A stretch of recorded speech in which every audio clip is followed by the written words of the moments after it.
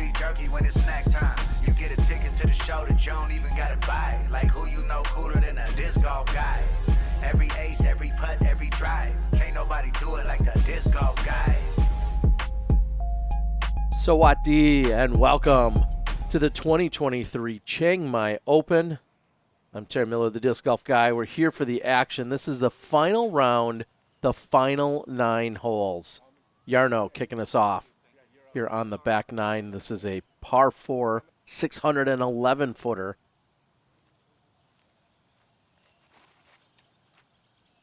You see the water carry, which is clearly no problem here on the opening tee shot.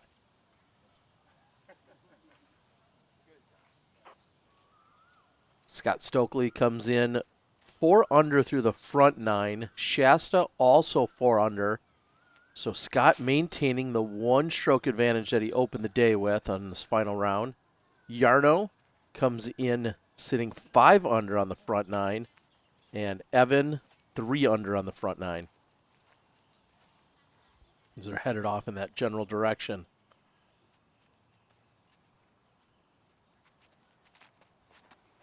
Got some pretty big distance to close out the back 9. Going to find a couple of par 5s. And we really haven't been short on distance just overall on this course. Trying to utilize all the different spaces within the golf course here. Would you count the grass? There's no defined OB. The question is it water? I don't know the ruling here. It's there. Like it's like water. If they had OBs here, but the question is, all around here. Would like in normal tournaments, if you have land and they say it's water only, and there's no OB lines. They say it's OB if it's in the water. Right. So Evan, that's what I guess my argument. Looking for clarification here. The question is as to whether or not you see him clearly on land or on some land. The question is that almost like an island out there in the water?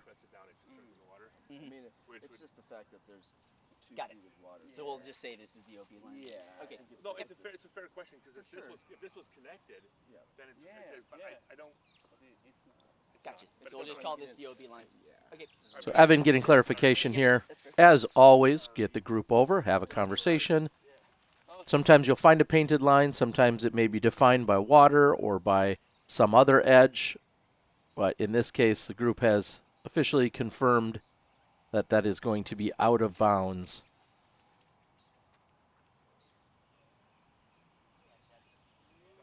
You see Shasta playing to the basket directly in front of us there.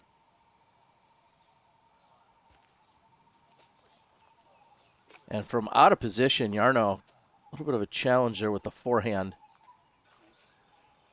I think you picked it. Yeah, that looks perfect. Full-on caddy duty in every capacity. I know I talked about that earlier in the front 9. That's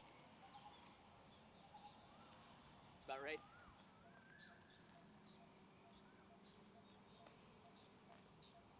Most of the players had caddies for all 3 rounds. And then we had people out on the course in just about every possible place where disc could go into water. Just about. There was someone in there or multiple people retrieving discs as well for you. Perfect approach shot there by Stokely.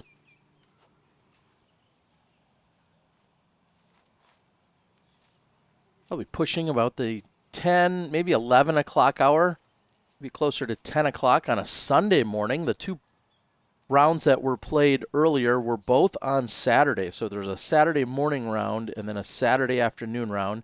A little bit earlier start on Sunday because there was a golf tournament that was going to be taking place on Sunday night or Sunday afternoon over here at the Gymkhana course. And this Gymkhana Golf Club was founded in 1898. It's the oldest golf club in Thailand, and it was in the middle of COVID, in which Aaron Herman and a few others had presented the idea of putting in a disc golf course here, and now it looks like they've already had 6 events here at this course, 6 PDGA events that it is, and every Saturday I believe they have leagues. You get about 30 to 40 players every single week that's coming out, which is awesome.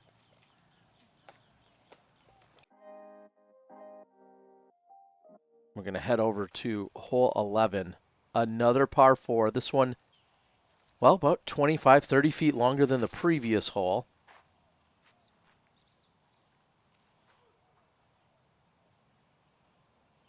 And it features the double Mando, so you must go straight. You see the basket there just off on the maybe 1 o'clock position. There are a pair of arrows in which you must go and navigate through, creating a double Mando for a pretty straight shot ultimately.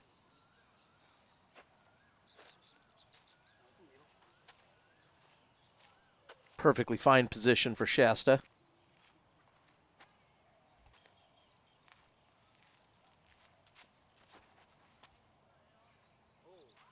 And that has threat of carrying too far right. And it looks like it's going to check up short of the Mando tree. Had he passed the Mando tree on the incorrect side of it, which in this case would have been to the right, he'd go to a drop zone and receive a penalty stroke. And playing it to skip from right to left. Great shot there by Evan. Yeah, wait.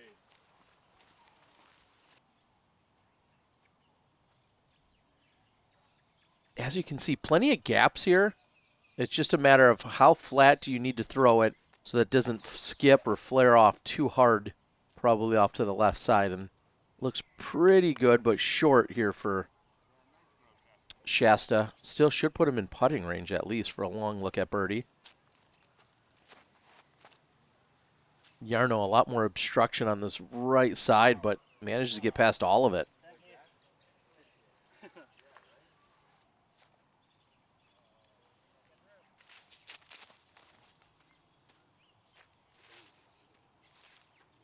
And that needed more Anheuser to it. Still give him a putt.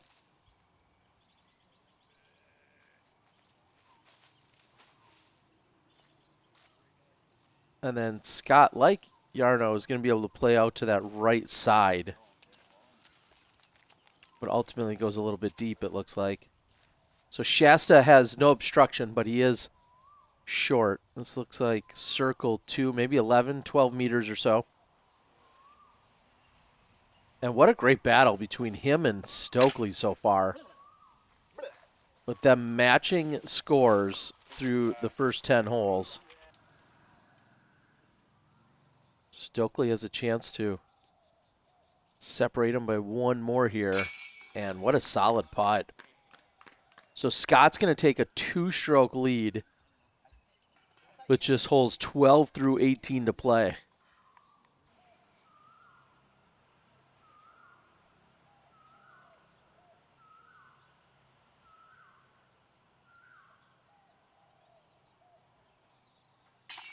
And just to clarify, you see a great putt there by Evan, this Gymkhana course is only available for Saturday doubles. That's when they're hosting the league currently, and that's when it's available. The other course that's in the area, LRG, Lana Rock Garden, that is open every day, and you can go out there and play it. Really great course. Paige Pierce and others have talked about how phenomenal that course is. So that's available anytime, but if you wanted to come out here, it looks like just Saturday during league play. And I think they kind of take a weekly poll as to what maybe players will be there and then even what tees get played during any given week. I think they're trying to just make the most fun for the most amount of people they can. So hole 12, just 265 feet. Not a lot to it.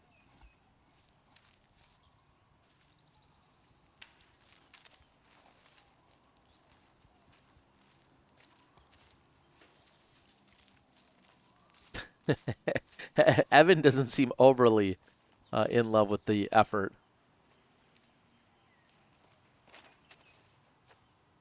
And you really just want to ride the fence line, maybe get a little bit of a skip, and that's, well, pretty much exactly what you're looking for there from Shasta.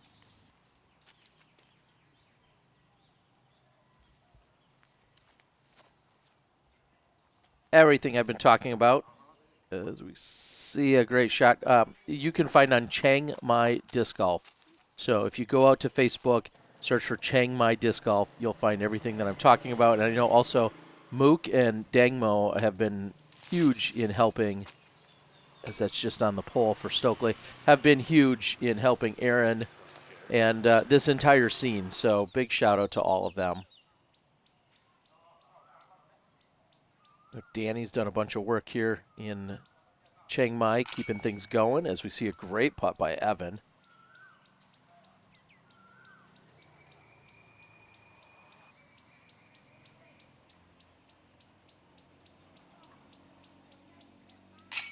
Solid putt.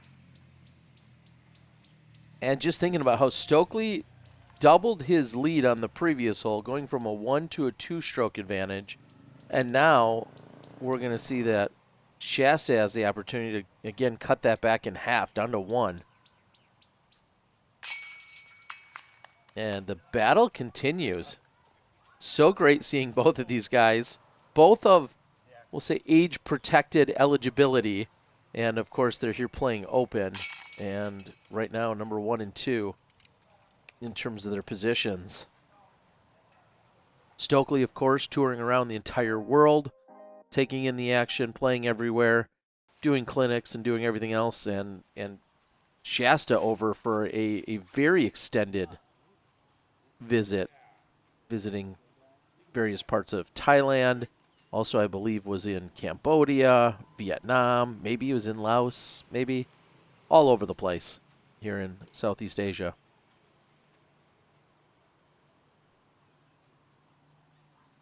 Just 256, a very tight shot here. As you see, Amando must navigate to the right of that tree.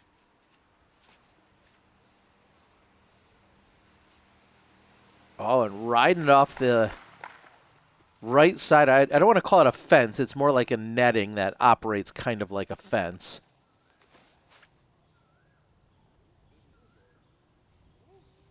And Scott gets that one to bend around the right side tree. What a shot. Just one of the dogs taking in the action out here. Shasta doesn't have any more Mandos to navigate here, but he's trying to get that one to skip up and to the right ideally. It just doesn't get much of a skip. Maybe a little too flat coming in.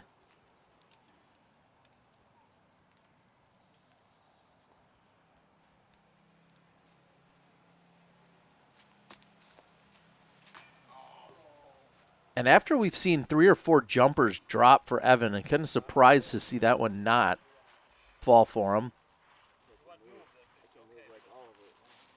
And Shasta confirming with his group as to moving some dead and detached limbs that are in his lie.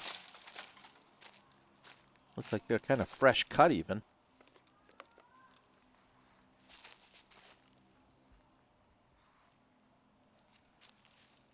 I can't say it enough about the time I spent in both Samui on the island and then, of course, coming over here to Chiang Mai. What an unbelievable experience.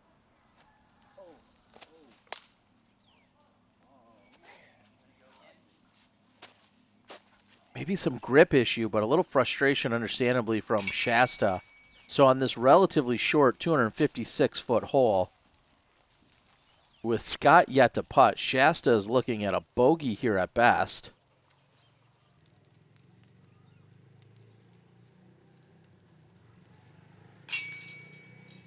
And swipes that one up in frustration, understandably. Just a moment ago, he was within 1. And now, after hole number 13 gets in his way, it looks like he's going to be down probably 3 if Scott can get his lie.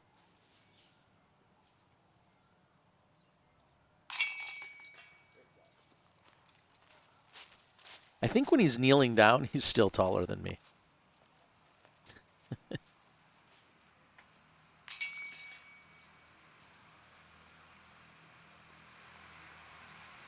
So a little separation between Scott and Shasta. They head over to hole 14. 1,046 feet, teeing from this really cool tee area that just has this tiny little bit of water carry. That's not the issue. That's only 50 feet in front of you. But just kind of where it's positioned looks really cool. KJ, still throwing you reverb, buddy. Scott with the mixed or open bag mentality, throwing the KJ reverb. I don't think Scott or KJ make any money on that, and I certainly don't, but we'll get the free plug in there nonetheless. And that really just sets him up for then, 800 more feet, maybe 700 more feet, until this eventually bends down and to the right at the very end. But really just trying to get out into the open on this initial tee shot. Of course, you do have the low-hanging branch to consider. It's more of something that just plays with your mind. It shouldn't come into play, but with that being said, if you're at least thinking about it, I guess to some degree it does come into play for you.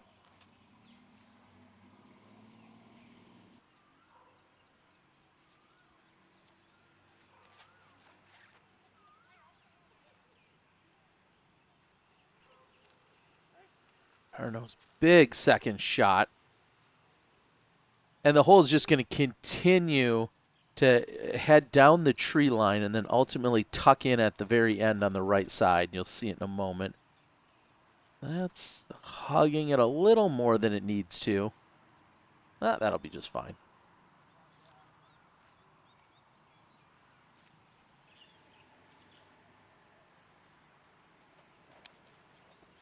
Shasta's got room to roll it. Wants it to stay out to the left as long as possible because when you bring it over to this right side, it just essentially cuts off your angle to the pin, which is going to be down and tucked to the right as well. And not really too big of a consideration for someone who loves both forehands and crazy backhand rollers like Scott does here.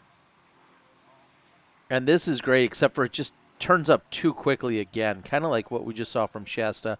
It's going to roll down into the gully on that short side. The basket, you're really looking for another 60, maybe 80 feet more of roll, and then had it cut into the right, he would have been parked. But he really just cut too early, as the basket's going to be basically right between those two single trees that you saw the trunks for. Oh, this is sawed off. Oh, maybe not. Looks like it's going to actually get right down in the pocket. That's exactly the pocket, actually, you're looking for.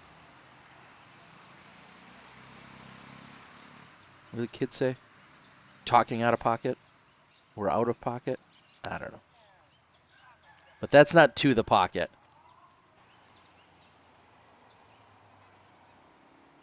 Trying to get your disc in your pocket. So Scott trying to find his spot as he, like I said, it's kind of tucked down. We saw this roller attempt back on, I think on hole 2 in the front 9. Maybe it was hole 2 or 3. And I love the idea, but he still comes up way short. And that needed to be straighter, longer before then curling up. Great idea, except for he needed at least another 50 feet.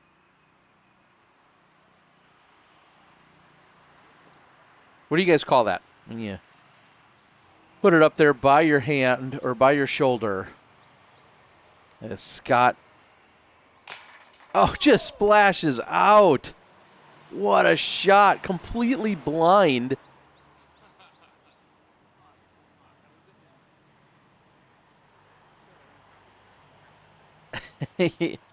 All these years later, he's still mesmerized by the shots that he sometimes throws, understandably.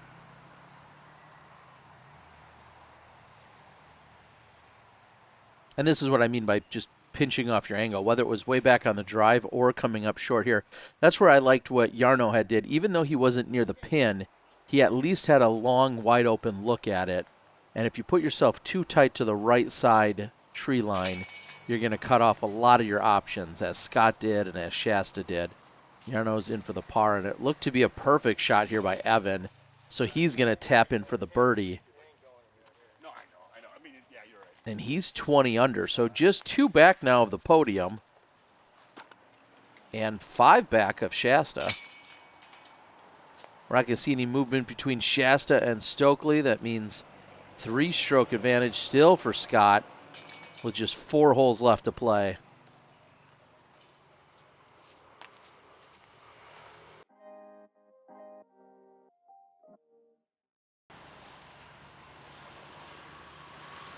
Big shout out to our friends at Samui Disc Golf, Luke and Nigel and the entire crew. One of my favorite places on the planet for sure. And that is to the left and out of position. So you're trying to push forward as straight and as far as you can, and you're ultimately trying to get around where you see that building there on the left side. Anything over there or behind there is trouble. So you're trying to be out either, well, dead straight, or I guess if you really want to take a different angle to it, you can go out to the right. I don't think you want to be that far right, though.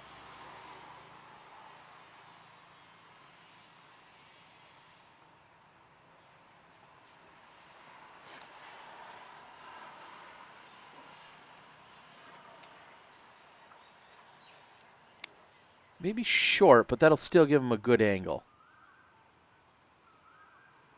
There is a late Mando on this hole. You see the building there, and you need to get around that Mando. And tough to tell for sure, but almost looks like Shasta misses it.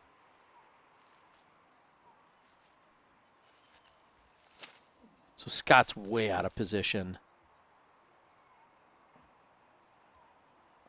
Wow, curves around the right side of the Mando and puts himself on the green. And Evan is off behind this building. So knowing you need to go to the right of that pole means that you just can't be left on this hole whatsoever. And that's exactly where Evan was. Jarno left, but still has a chance for a high stall hyzer, or maybe even a spike hyzer. And he couldn't have thrown that any better. There's OB completely surrounding this basket. So that was a phenomenal shot.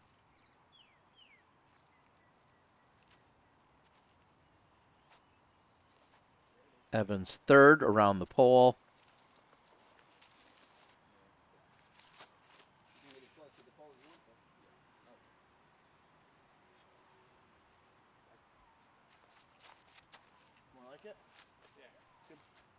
And looks like Shasta ultimately did miss the Mando.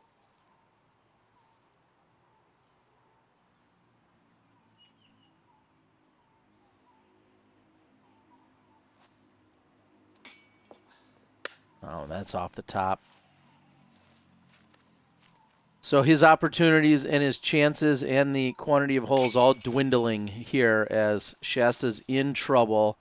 Stokely's going to put in for the birdie 3.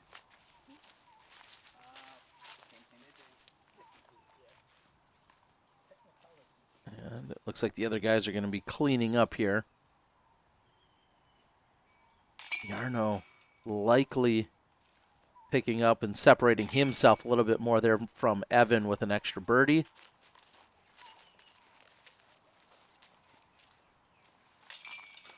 So Shasta in for the bogey, and again, that's going to make things look pretty tough to close out.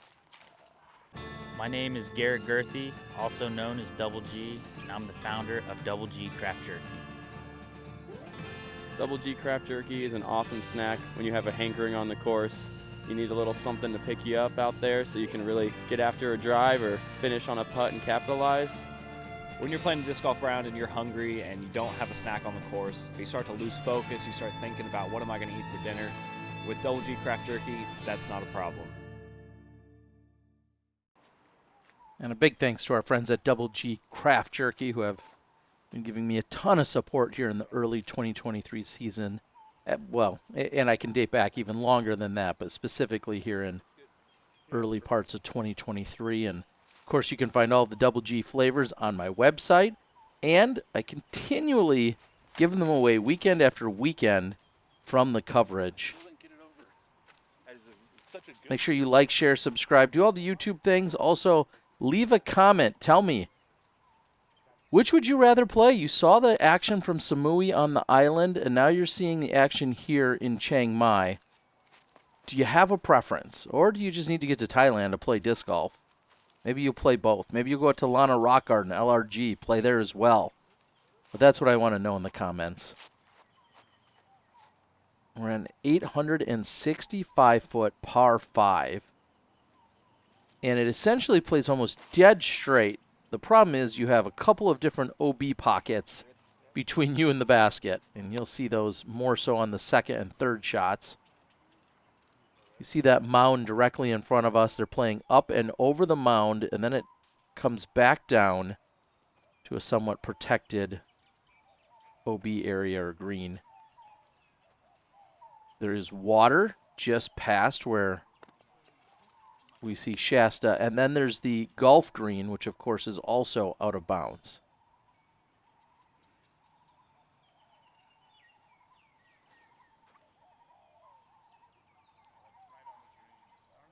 Scott's saying it's right on the green.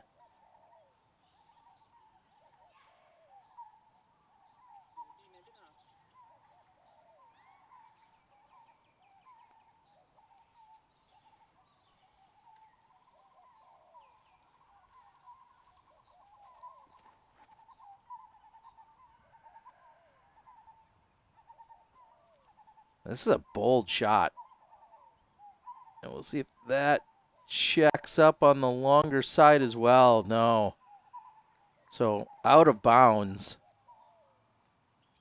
Just couldn't have that flex back or fade back at the very end. That was the problem. Needed to be on Annie the whole way, and it would have been safe.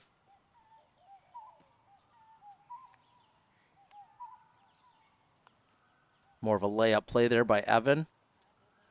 You want to get just beyond the mound here. Once you get up and over that, there is a sand trap, but once you get up and over the sand trap, that's when you'll find the pin.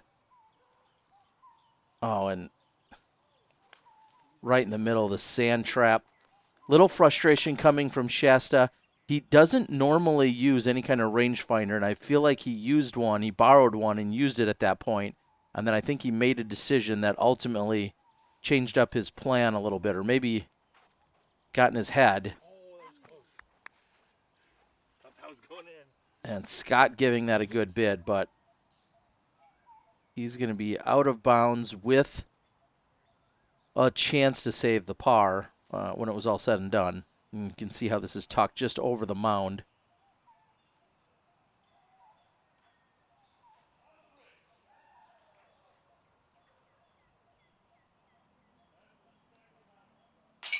Oh, what a solid putt. So we've seen a couple of great birdies.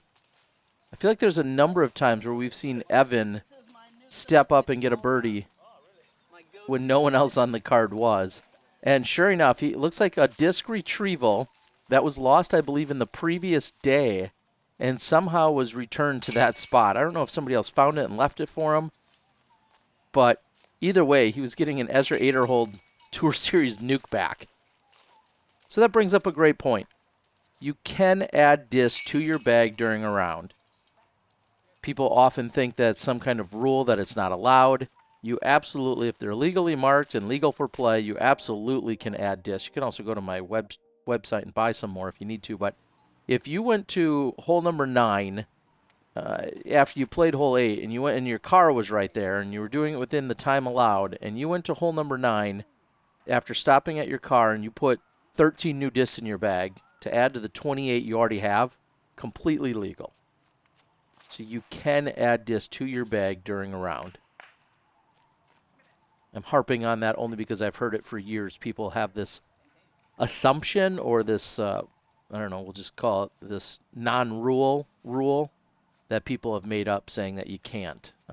There's nothing stating that you cannot.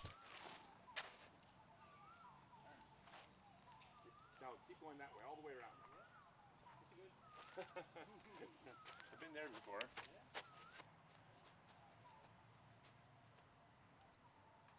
The question is, are we solidified here for both, I'll say second or third? Scott has really pulled out in front over Shasta in the last couple of holes. And right now, we see the tie with Shasta and Jarno. And then Evan certainly in the conversation, as a few more of our players are just starting to come off the course during this shotgun start.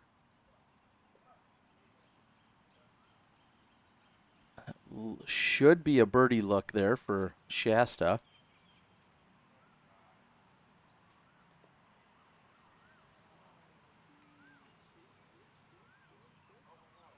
Okay, we could do without that roll away. Especially how close that was to the pin. And that's not that much elevation. It is relatively flat there. There are 50 other spots on this course where you would expect that kind of roll away. Not so much in that spot, though. What does Evan have?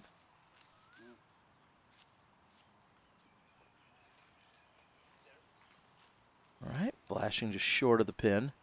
And a rare backhand, short backhand approach there by Stokely.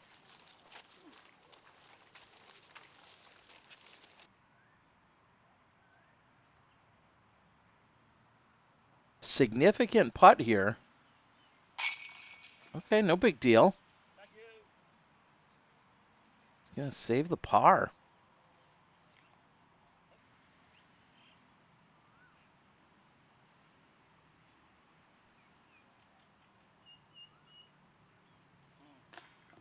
Evan. And again, a little more roll. There is an incline, so to speak, or a decline away from that pin, but it is very, very subtle. Not enough to warrant both of those rollaways that just happened.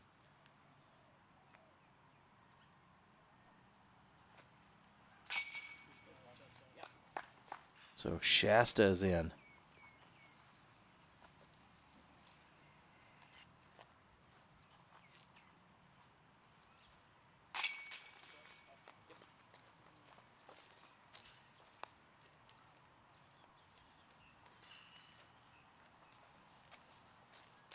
And with that, Scott looking to carry a 6-stroke lead into the final hole, which does not play overly difficult.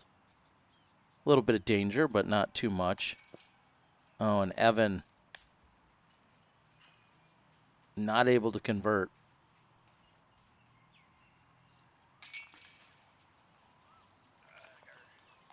And that's going to be frustrating. We head over to our final hole. Use the code DiscGolfGuy for 20% off any of your Distinguished Doodle products. Final hole, just 274 feet, and Jarno out of bounds on the short side. You see him come into the final hole all knotted up with Shasta. Again, started 5 strokes behind him today. And currently is sitting at 8 under. Scott goes left, but then trying to skip up to the right for him. That'll still give him a look for birdie. You see the double Mando here off the tee. Also off to the right-hand side is where you see the clubhouse for the Gymkhana course.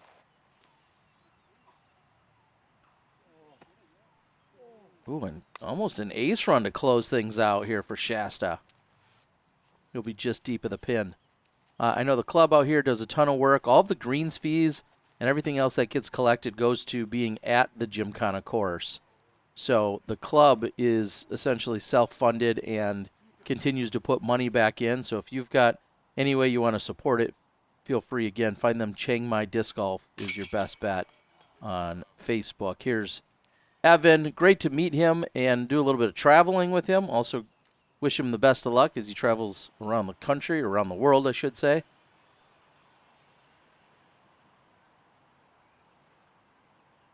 Shasta for sole second place is going to do so with the birdie here to close out. Puts up a good battle, but isn't able to keep up with Scott Stokely when it was all said and done. Jarno, after finding the sand trap, Going to have the penalty stroke added, but he's still going to walk away with a par. And a solid performance. And to close things out, I was just picturing the cartoon where you step on the right. Scott not able to focus up here just to close out his tournament. But steps up for the birdie. Scott Stokely, international champion here, taking it down in Thailand. He'll be donating his winnings anyway to some great cause in Thailand, some charitable contribution that he'll make. Stand-up gentleman. Ami in the background, who we saw the weekend before. A couple of great U.S. competitors embracing, and Shasta knows it was the final few holes. And with that, I catch up with our champion, Scott Stokely, and we'll see you guys next time. I'm the Disc Golf Guy, and that was my video blog. We're here in Chiang Mai, Thailand, and Scott, you've picked up a second, you've picked up a third internationally, and now an MPO victory. You said they're a little harder to come by these days. They are harder to come by. Everybody's so good. Shasta is so good. People have no idea how good Shasta is. He's so he doesn't make mistakes. Well, yeah, I was just going to say it was a good battle all the way down to the nearly to the end, and then he did make one or two mistakes, and you were right there to close it out. How does that feel? Well, as far as how I felt about his mistakes, I felt great about it. Yeah. I didn't have a problem with it at all. No, it's, I walked up to Shasta and I was like, I fist bumped him at one point and I was like, we've all been there. We've all had rounds where you finish strong. We've all had rounds where you just go flat for a couple holes. So today wasn't Shasta's day, but I've had those days. You've had those days. All right. Happens. Well, so now that you've completed back-to-back events here in Thailand, what's next?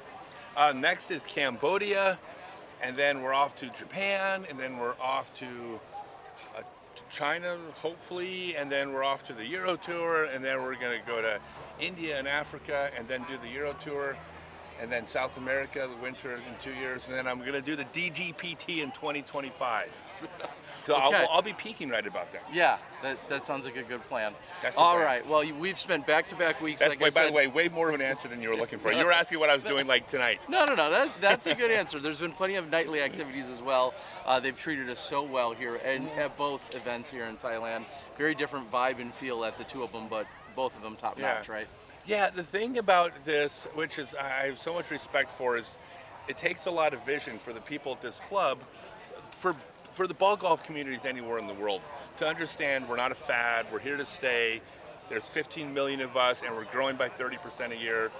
And the hybrid courses are how so many ball golf courses, especially like courses that aren't country club courses, it's how they're keeping afloat these days. I mean, it's a tough world to survive in business. Disc golf is keeping ball golfers in business. So instead of thinking of, oh, we're having to share the course, another way to look at it is maybe the course isn't there if we didn't adapt. And so when a club like this, with the tradition they have here, allows us to share in this beautiful facility, it takes vision. And it's, I'll tell you one more thing too. This is a special place. And when you look back at Thai disc golf in 50 years, this is going to be a historic place. This is not just some course of many. This is a very special place that's part of disc golf history, Thai sports history. So, that's something they have to look forward to. They should be very proud of it. I couldn't agree more with all of that. Again, your champion, Scott Stokely. Thank you to everybody, Aaron and the rest of the crew here. The Chiang Mai Open is in the books. We'll see you guys at the next one. Thanks, everyone.